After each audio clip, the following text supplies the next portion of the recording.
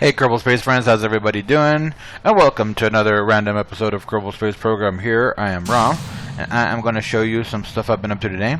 So the first thing you might notice is this rather heavy looking SSTO. However, on closer inspection, and the more experienced of you probably already noticed it, you might see that this one has no control surfaces at all. It has little fuel-filled wings. It has these body sections, which I've actually noticed provide quite a bit of lift. And all it really has are control wheels and air brakes. And that's enough. I mean, with the lifting surfaces and with the air brakes, some control wheels, I can actually fly this around pretty well. It is sluggish, I mean, how would a big heavy fuel-filled plane with no control surfaces fly otherwise? But yeah, so after I did these, I kept playing around with other stuff. I have a career mode going there. I'm doing okay. I need more money because upgrading the buildings is expensive. But I also watch, as probably a lot of you do, Scott Manley. And Scott Manley had made a video, this is a couple weeks back, and I've been playing with the idea ever since. Had made a video about the new way that the atomic rocket works, which is that now it doesn't actually need any oxidizer. So that opens up a lot of possibilities because we can make very fuel efficient, just liquid fuel based SSTOs now, just using, you know, a couple of jets and a nuke. That design just barely makes it in the orbit. This one was a little bit better. I have two orbiting right now, so we'll go take a look at those, see how much fuel they have left over, and see, you know, what you guys think we should be able to do with those. I think I could probably get this one, because this was more efficient, to probably go to the moon and back, though not really land. Let's take a look at them. They're already in space right now.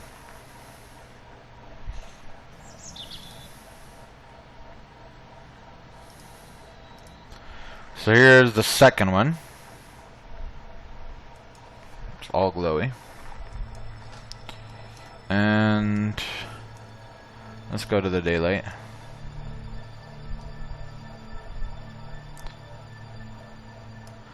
But as you can see, the fuel load on it is still pretty good.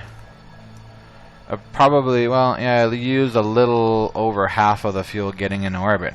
Which means now I have an atomic rocket and half a fuel tank, or half a fuel load to go wherever I want. It's a little more than that. I should have some fuel somewhere else. Yes, I have that thing's full. This thing's pretty much full. And these things aren't. I don't know what. I'm gonna move them over here.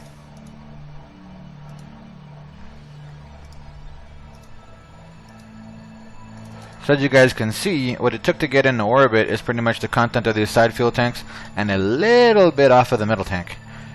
The majority of the middle tank, the vast majority of the middle tank, and the nose cone are still completely full. So we can get a lot of Delta V out of this now that it's a light, tiny craft with an atomic rocket into space. The other one wasn't so good. And that's the first one I made. This one made it into orbit, but it made it a little bit tighter. There's a bit of fuel left over here. So while the other one has, 300 and some odd, almost 400, this one has under 200. And the mass is pretty comparable. The designs are almost the same size. So after I, got these worked out, got these working pretty well, I went back to the Rapier engines, and I wanted to see if I could make something that had a combination of Rapiers and atomic rockets. The first thing I designed is, of course, where are you?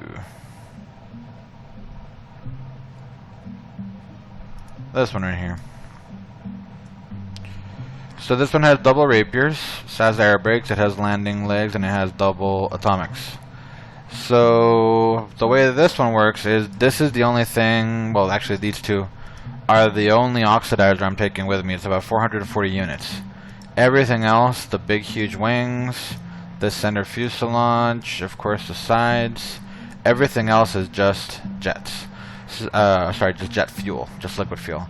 So the Rapiers in air breathing mode and the atomic rockets have a lot of fuel to deal with, and just in that tiny little transitional period when we're trying to get out of the atmosphere do I actually switch over to closed cycle mode on the Rapiers and get going.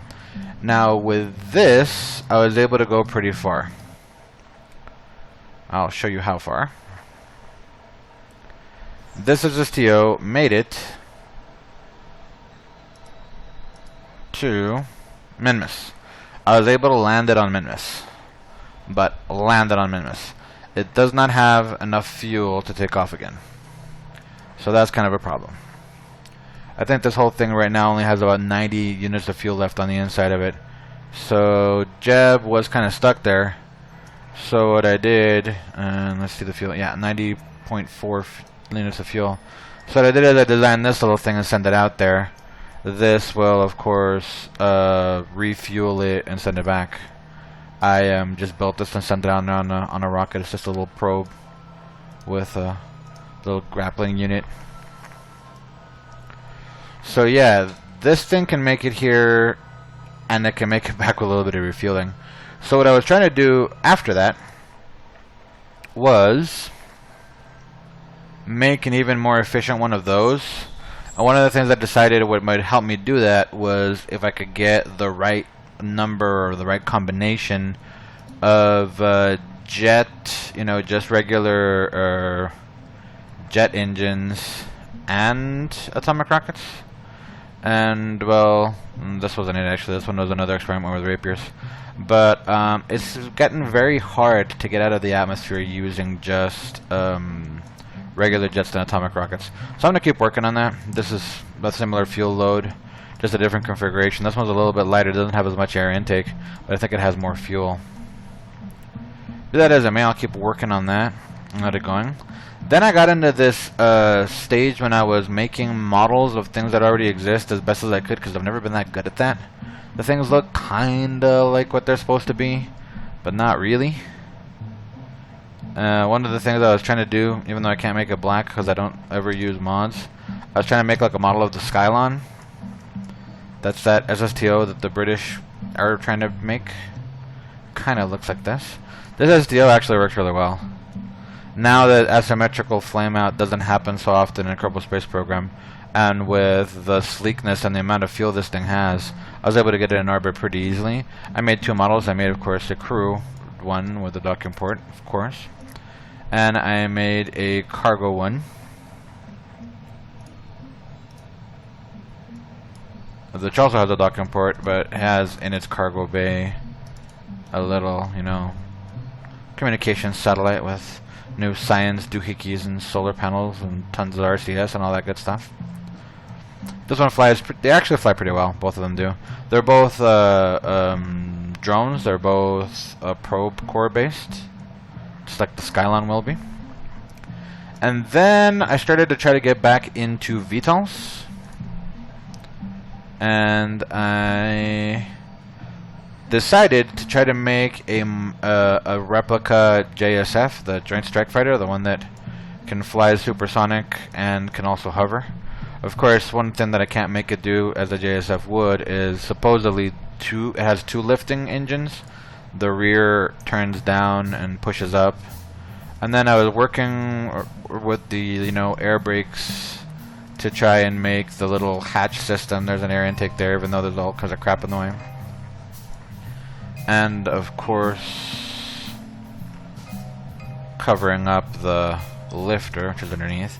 This thing flies okay, but it's not the right shape. I try to get it as close to the shape of the JSF while still keeping it in balance and still keeping it hover capable. But it's kind of like too fat. The JSF is longer and sleeker looking, and these air brake things are like 20 times the size of the little tiny flaps that the JSF uses to cover it. So definitely a work in progress. In plane mode, it actually flies pretty nice. And despite not looking quite like the JSF, it's still a pretty cool looking little ship, I think. Now, after that,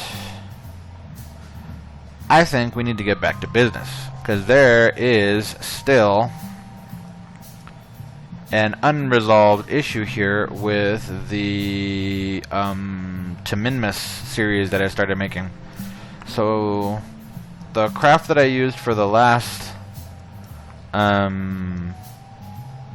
video I made, which kind of looked like this, is what I think I'm going to use to complete the set of ships that we're going to use in the Minmus series.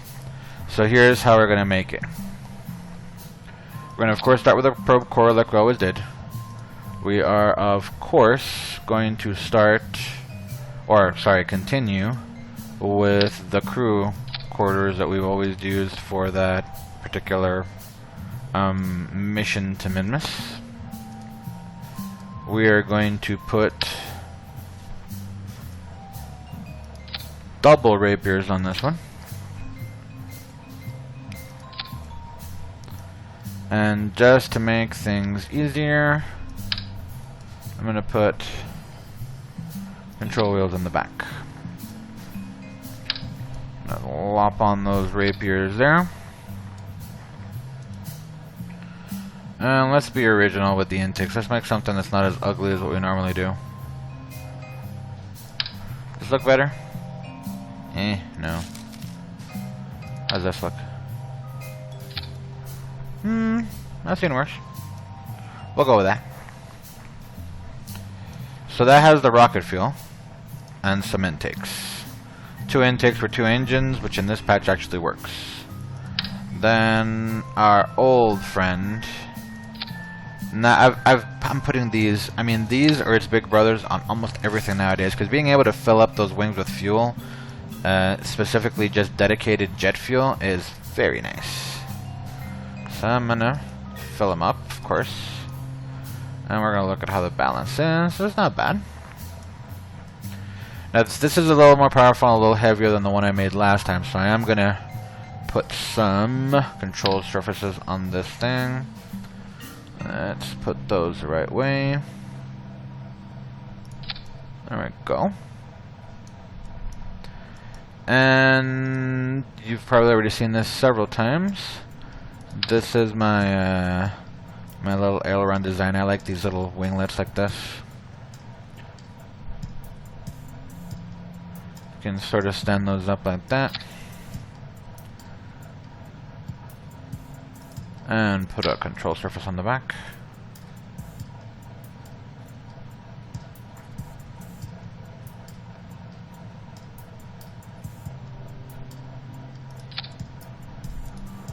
Yep. Little alignment issues here, but nothing we can't tweak. They lined up. Yeah, it's pretty good. So our dynamics are working there for us. We should be able to control this thing pretty easily. Of course, I messed up and I forgot this needs to be docking capable. So in front of the intake, we're going to put the old docking port. My personal favorite, because it fits right in with the fuselage design and also brings our CS fuel with us. And that, of course, is already going to be a problem with the fuel, so I mean, not the fuel, the balance. So let's move that up. There we go. That's pretty good. Let's keep it stable. Move it a little bit. There it is. Okay. Now we're of course gonna want power and at least one light. So I'm gonna put this back here where it's not gonna get in the way. Turn it over so it goes into the ship. Call me a cheater all you want. You've probably done so before. And we're going to put in this light here, looking forward.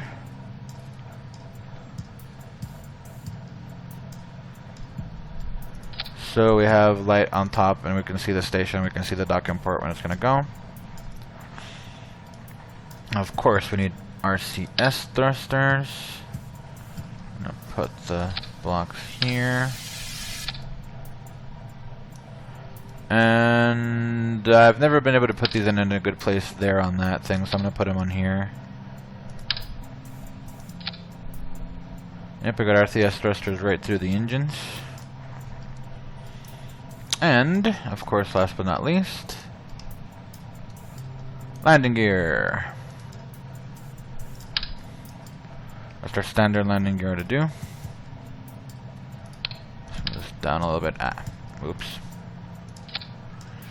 Shift click. Hey, I just shift clicked. You should have selected the whole thing. Never mind. Okay. So, put this one facing forward. It's a pretty good angle there.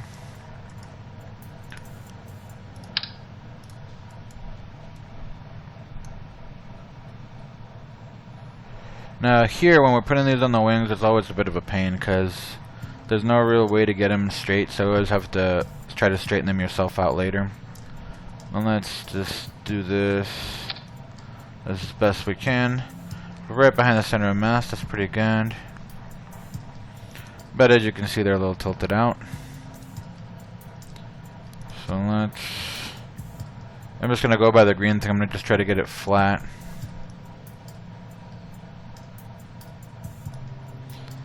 That looks pretty good. They're straight down. Now the second thing I'm going to do is I'm going to try to make sure that they're pointing to the nose and not, you know, off camber or anything. Yep, they are. That looks about good there. And of course, since these are on the wings and this are on the fuselage, this one's way lower. So sink this in a bit and move it forward. And that should be it. So this is going to be the thing we're going to fly into space to go drop off our Kerbal knots in our upcoming last episode of the reusable program to Minmus. As always, we need some action groups. So let's do the cosmetic stuff. We're going to, of course, turn the lights on with that. Custom 1 didn't have to do with these, and actually no, custom 1's going to be to shut off the intakes. Custom 2 is going to switch the modes on these when we need to switch them back into jet mode, and 3 is to toggle these engines if we ever need to for any reason. So switch mode, cut the intakes. Yep, it looks pretty good. And since this is going to that other save file after I finish this, we're going to give it a generic name, Shuttle 1. Let's take this thing for a spin and see how it flies. This video is already running longer than I like to make them, so let's get a move on. Did it sit down? Almost. Good. Okay, that's how easy it'll be to take off. Computer controls, power on, full throttle. Stage away. With the upward angle this thing has, it'll probably take off by itself. Let's see. Is it? Yep, there it goes. Right in the air and pull up a little bit. This one's way overpowered, so I can take a pretty high angle of attack here.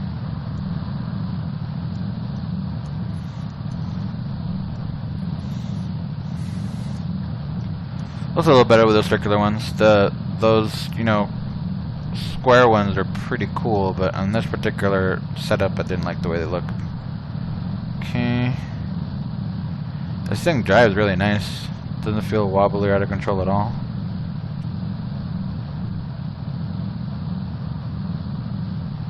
Maybe I turn a little late, but I think it'll be alright. Being as overpowered as it is and as flimsy as it is, I will definitely have to turn the engine down here.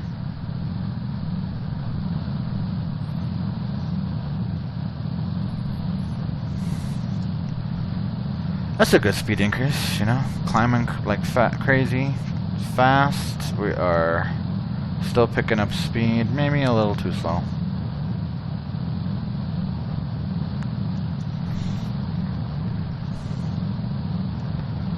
Nothing seems to be glowing yet. We've got good altitude and good speed.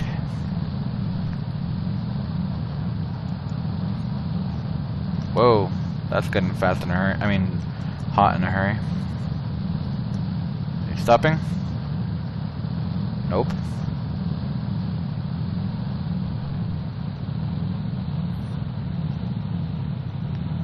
Need this atmosphere to get thinner before I blow that intake off. What did I do wrong? How can one intake be way hotter than the other? The plane is symmetrical. Okay, the heat's under control, but I'm not picking up speed anymore, so... Still picking up altitude, still have plenty of intake. Let's go back to full throttle. Oh yeah, we're losing heat already. I'm gonna take those off so it doesn't lock up my game. And we are not picking up speed, so I'll close the intakes, forcing the engines into air breathing mode, because we never disabled the automatic switching. Let's check the heat real quick. Looking good, looking good. We're so high up, I don't think heat's going to be a problem anymore. And let's see. Put that up to 100 and something and let it coast away.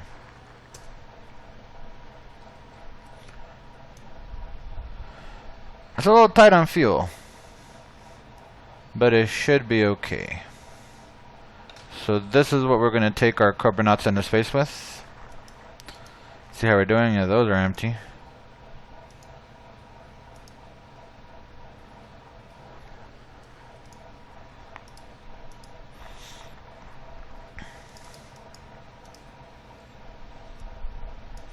So we do have some extra fuel left over. Not much.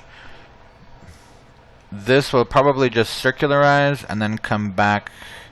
Come in to dock at the station. And I'll have to refuel it before landing it again, but that'll be fine. So for the most part, that's what I've been up to. And now that we have this thing designed, I'm going to port it over to that other save game file. And the next video, which I will do when I stop playing the career mode, and which I have been a lot lately. I will make that video about the reusable program to Minmus. That one will just be the mission. I'll take off in this thing, transfer to one station, transfer from station to station, land, put my guys in a habitat, and call mission accomplished. But for now, this is Ross signing off, and reminding everybody to fly safe. Thank you very much for watching. Thank you to Scott Manley and Veos, whose videos have helped me tremendously with the new patch. Also, anybody look me up if you ever want to play EVE Online or Dota 2. Those are the other two games that I spend most of my life playing, apart from Kerbal Space Program. And again, thank you guys for watching, and thank you guys for, keeping your subscriptions to my channel. I do appreciate it. Bye now.